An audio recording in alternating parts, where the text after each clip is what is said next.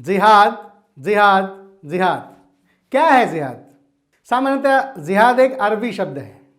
अरबी में जिहाद का मतलब होता है किसी उद्देश्य के लिए संघर्ष करना, प्रयास करना। जब से दुनिया के देशों में धार्मिक कट्टरता बढ़ी है, जिहाद को धर्म युद्ध से भी जोड़ा गया है। जिहाद का पहला विवाद 2009 में केरल राज्य से शुरू हुआ, जब हिंदू संगठनों ने एक मुस्लिम लड़के और हिंदू लड़की की शादी को लव जिहाद नाम देकर बवाल शुरू किया। मौजूदा समय में लव जिहाद सुर्खियों में बना हुआ है। मध्य प्रदेश, हरियाणा, उत्तर प्रदेश, ऐसे कई भाजपाई राज्य जो हैं वो लव जिहाद के खिलाफ कानून लाने में जुटे हैं।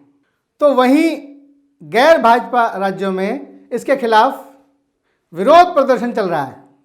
आज हम बात करेंगे लव जिहाद के विषय में। मैं राम सिंह आप सभी दर्शकों का हार्दिक अभिनंदन करता हूं। नवंबर 2022 का ज्वलंत उदाहरण हम सबके सामने है कि मुंबई के आफताब और श्रद्धा एक दूसरे से प्यार करते थे। दोनों साथ दिल्ली रहने आए। श्रद्धा ने शादी की बात की तो आफताब ने एक फ्रिज खरीदा। श्रद्धा के 35 टुकड़े करके जंगल में फेंक दिया। दर्दनाक दृश्य होगा, कल्पना से रूह कांप जाने जैसा। केरल के मुख्यमंत्री ओमन चांडी ने विधानसभा में जानकारी देते हुए कहा कि साल 2006 से 2012 तक केरल में करीब 7,713 लोगों का धर्म परिवर्तन हुआ और सभी मुसलमान बन गए। इसमें 2500 से ज्यादा महिलाएं थी। लव जिहाद के मामले में यूपी में पहली सजा मुस्लिम युवक को अदालत ने 5 साल की सजा सुनाई थी। उसमें धर्म छिपाकर नर्सरी संचालक की नाबालिग बेटी का अपहरण कर शादी की कोशिश की थी। अदालत ने उस पर 40,000 रुपए का जुर्माना भी लगाया। अजमेर सेक्स ब्लैकमेल कांड हम सबको ध्यान में होगा ही। साल 1992 का अजमेर सेक्स ब्लैकमेल कांड राजस्थान का कुख्यात सामूहिक बलात्कार कांड आज भी एक खुले घाव के समान है, जिसे उस घटना की पीड़िताएं पिछले 30 सालों से झेल रही हैं। जिसमें अजमेर स्थित ख्वाजा मोइनुद्दीन चिश्ती की दरगाह और उसके खादिम लड़कों द्वारा करीब 150 कॉलेज और स्कूल में पढ़ने वाली छात्राओं को प्रेम जाल में फंसाकर बाद में सेक्स ब्लैकमेल किया गया। उनकी फोटो लेकर उन्हें इस बात के लिए बाध्य किया गया कि वे अपने साथ पढ़ने वाली अन्य सहपाठी लड़कियों को भी उस जाल में फंसाएं। और इस तरह से ये देश का सबसे बड़ा सेक्स ब्लैकमेल कांड बन गया, जिसमें कांग्रेस पार्टी की युवा इकाई के सभी पदाधिकारी शामिल थे, अध्यक्ष सहित। बहुत सारी लड़कियों ने बदनामी के डर से आत्महत्या कर ली। इतना बड़ा कांड दरगाह के सभी पदाधिकारियों को और मुस्लिम समुदाय के लोगों को मालूम होते हुए भी उन्होंने इसको प्रोत्साहन दिया, क्योंकि सभी लड़के मुस्लिम थे और सभी लड़कियां हिंदू।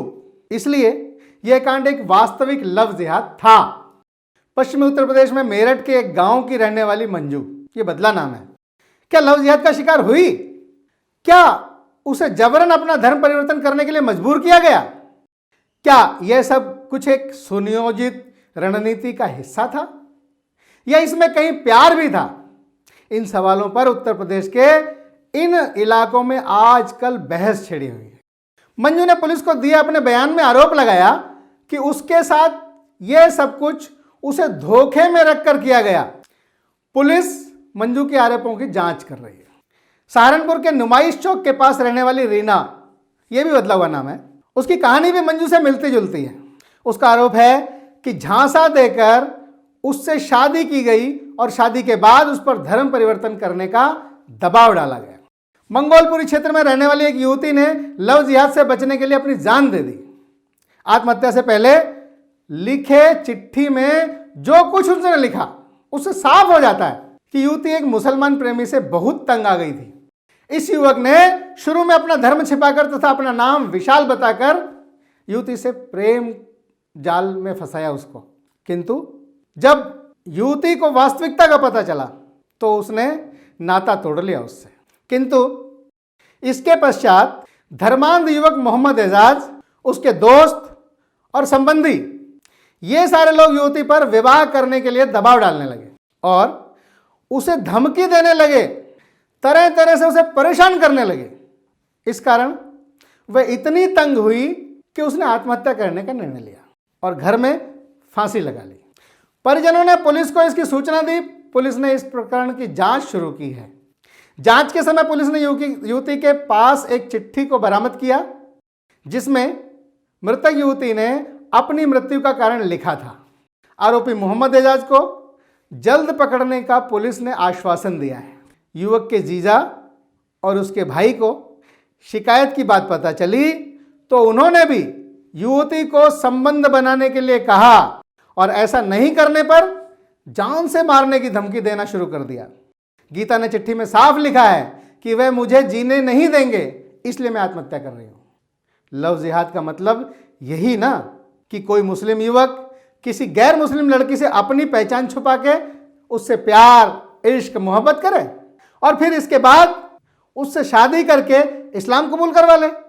यह लव जिहाद सिर्फ भारत में ही है, वो भी बहुत कम मामलों में। पाकिस्तान और बांग्लादेश में तो भाई सीधा गैर मुस्लिम लड़कियों को अगवा कर लिया जाता है या फिर उसके घर से ही उठा लिया जाता है। मुझे बताने की जरूरत नहीं है कि पाकिस्तान और बांग्लादेश में गैर मुस्लिम लोगों की क्या हालत है। हाल ही में पाकिस्तान में 2 लड़कियों को अगवा करके इस्लाम कबूल कराया गया। चलो, इस मामले का पता चल गया इसलिए सब जान गए, नहीं तो बांग्लादेश और पाकिस्तान के गांवों में तो जाने कितने लोगों के साथ ऐसा होता है। लव जिहाद से जुड़ा कोई कानून है क्या? हम इस बारे में जानते हैं क्या? भारत में 2 अलग अलग धर्म के लोग विशेष विवाह अधिनियम 1954, हिंदू धर्म के लोग हिंदू विवाह अधिनियम 1955 और मुस्लिम धर्मावलंबी मुस्लिम परंपराओं के मुताबिक शादी कर सकते हैं। हालांकि गलत नाम बताने, धर्म या आयु छुपाने, वैवाहिक स्थिति छिपाने, ऐसी गलतियों पर भारतीय कानूनों के तहत सजा का प्रावधान है। लव जिहाद शब्द को कानूनी मान्यता प्राप्त नहीं थी, लेकिन अब सुप्रीम कोर्ट ने मान लिया है कि लव जिहाद होता है और मुस्लिम युवक हिंदू लड़कियों को अपने प्यार के जाल में फंसाकर उनका धर्म परिवर्तन करवा कर लव जिहाद करते हैं। इसकी शुरुआत तब हुई जब केरल हाईकोर्ट ने 25 मई को हिंदू महिला अखिला अशोकन की शादी को रद्द कर दिया। अखिला अशोकन ने दिसंबर 2016 में मुस्लिम शख्स शफीन से निकाह किया था। आरोप है कि निकाह से पहले अखिला ने धर्म परिवर्तन करके अपना नाम हादिया रख लिया, जिसके खिलाफ अखिला उर्फ हादिया के माता पिता केरल हाईकोर्ट पहुंचे, जिन्होंने आरोप लगाया कि उनकी बेटी को आतंकवादी संगठन ISIS में फिदायीन बनाने के लिए लव जिहाद का सहारा लिया गया है। जिसके बाद केरल हाईकोर्ट ने अखिला उर्फ हादिया और शफीन के निकाह को रद्द कर दिया। भारतीय दंड संहिता की धारा 366 के तहत अपहरण के मामलों में 10 साल की सजा हो सकती है। वैवाहिक मामलों में सामान्य तौर पर लड़की ही कानूनी कार्रवाई के लिए अधिकृत है, लेकिन CRPC की धारा 198 के तहत परिजन भी कार्रवाई की मांग कर सकते हैं। हालांकि कोर्ट ने यह भी कहा था कि प्रेम के नाते या प्रेम के नाम पर किसी को धोखा या उसकी मर्जी के बिना धर्म बदलने पर मजबूर नहीं किया जा सकता। आचार्य चाणक्य ने कहा था कि दूसरों की गलतियों से सीखना चाहिए, क्योंकि अपनी गलतियों से सीखने के लिए तो उम्र भी छोटी पड़ती। आजकल के युवा इसके अपवाद हैं।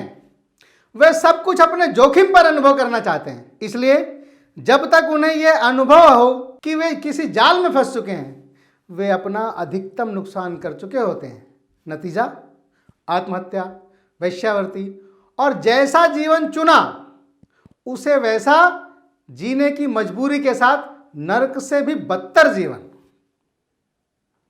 बंधुओं, वीडियो को शेयर करें, लाइक करें, कमेंट बॉक्स में आप अपने विचार भी जरूर रखें। वीडियो के अंत तक बने रहने के लिए आपका बहुत बहुत धन्यवाद। नमस्कार।